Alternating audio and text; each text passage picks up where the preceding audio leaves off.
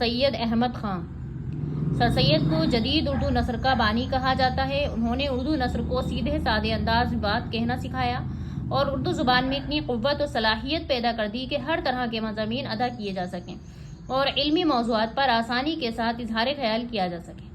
نور الحسن نقوی کا خیال ہے کہ انہوں نے مدعا نگاری کی بنیاد ڈالی، اپنی باتوں کو دلیلوں کے ساتھ پیش کرنے کا راستہ دکھایا، گویا استدلالی نثر کی مثال قائم کی، نثر میں وضاحت، صراحت اور قطعیت کی اہمیت واضح کی، اردو نثر کو تصنع، فضول عبارت آرائی، لفاظی اور مبالغہ آرائی سے نجات دلائی۔ سر سید کا خیال تھا کہ نثر کی سب سے بڑی خوبی یہ ہے کہ وہ پر اثر انداز میں اپنا مدعا بیان کر سکے۔ لکھتے ہیں جو کچھ لطف ہو وہ صرف مضمون کے ادا میں ہو، جو اپنے دل میں ہو وہی دوسروں کو دل میں پڑے تاکہ دل سے نکلے اور دل میں بیٹھے۔ اس کے باوجود ان کی نثر میں کہیں کہیں خاصیاں بھی نظر آتی ہیں جس کا سبب عجلت ہے۔ سر سید نے تاریخی، مذہبی، علمی اور سیاسی موضوعات پر کتابیں لکھیں جن میں خطبات احمدیہ، آثار السنادی، تاریخ سرکشی بجنور، اسباب بغاوت ہند وغیرہ زیادہ اہم ہیں۔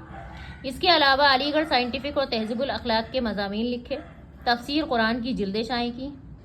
مختصر یہ کہ سر سید نے اردو نثر میں ایسی قوت و توانائی پیدا کی کہ وہ ہر طرح کے مضامین ادا کرنے پر قادر ہو گئی۔